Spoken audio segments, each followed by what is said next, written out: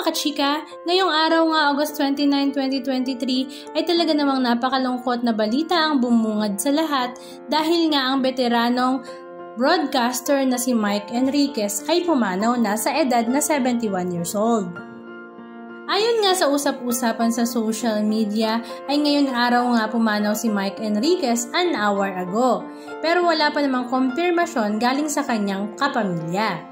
Maging ang Abuso Network ay wala pa nga rin nilalabas na announcement patungkol nga dito. Matatandaan nga na matagal na nga rin nakikipaglaban si Mike Enriquez sa kanyang karamdaman at ito nga ay labas-pasok na rin nga sa hospital at ngayong araw nga ay balik-balitang pumanaw na nga siya. Na ikinalungkot nga ng lahat lalong-lalo na nga ng kanyang mga kasamahan sa trabaho.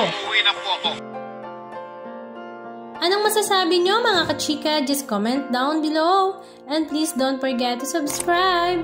Thank you!